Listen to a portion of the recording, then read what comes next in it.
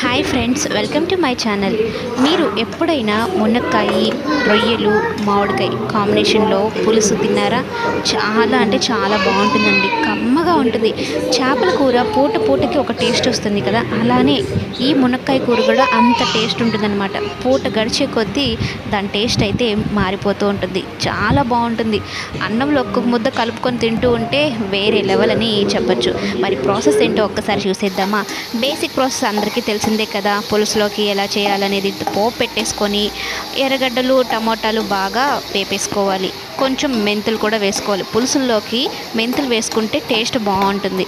ఆ తర్వాత కాసేపు అంటే ఒక 2 నిమిషాలు 3 నిమిషాలు అట్లాగా టమోటాలు ఇవంతా కొంచెం మెత్తపడేంత వరకు ఉడికించుకున్న తర్వాత ఉప్పు, కారం, పసుపు వేసుకోవాలి. బాగా అలానే వేపుకుంటూ ఉండాలి. కారం మనకు సరిపడినంత వేసుకోవాలి.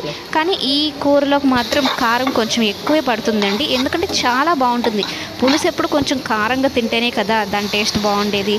ఆ తర్వాత చింతపండు పులుసు దాంట్లోకి వేసుకొని మునక్కాయలు బాగా మునిగేదాకా వేసుకోవాలి.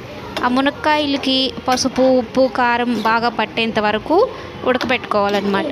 ఆ తర్వాత ఇంకాస్త మనకు పులుసు అవసరం అవుతుంది అనుకుంటే చింతపండు పులుసు వేసుకోవడం. ఆ తర్వాత ఏమో రొయ్య పొట్టుని బాగా కడుక్కోవాలి. ఎందుకంటే ఇసుక ఉంటుంది కదా, ఆ ఇసుక పొయ్యేంత వరకు మనం రొయ్య పొట్టుని క్లీన్ చేసుకొని ఈ పులుసులోకి ఆ రొయ్య పొట్టుని వేసేసుకోవాలి. మునక్కాయలతో పాటుగా ఈ రొయ్యలను కూడా మనం ఉడకబెట్టుకోవాలన్నమాట. అంటే బాగా 4-5 పొంగులు రావాలి.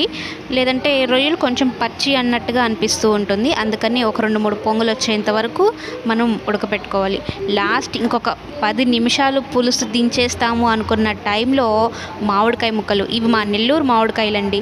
చాలా బాగుంటాయి. కండ ముక్కలు అన్నమాట. నోట్లో కరిగేలాగా ఉండవు, కొరుక్కొని తినేలాగా ఉంటాయి అన్నమాట. ఒక్కొక్కటిగా ఆ పులుసులోకి వదిలేసుకోవాలి. మామిడికాయలు ఒక 5 మినిట్స్ బాగా ఉడికాయి అనుకున్న తర్వాత పులుసులోకి ఇంకొంచెం కారం, ఉప్పు సరిపోతాయి లేదు చూసుకొని ఇక కూరనైతే దించేసుకోవచ్చు. అన్నంలోకి ఈ కూర చాలా పర్ఫెక్ట్గా ఉంటుంది. బాగా నాన్ వెజ్ ప్రియులు ఎవరైనా అంటే సీ ఫుడ్స్ తినేవాళ్ళు ఈ కాంబినేషన్ అయితే ఒకసారి ట్రై చేయండి. అలాగే ట్రై చేసి ఎలా వచ్చిందో నాకు ఒక కామెంట్ చేయండి ప్లీజ్.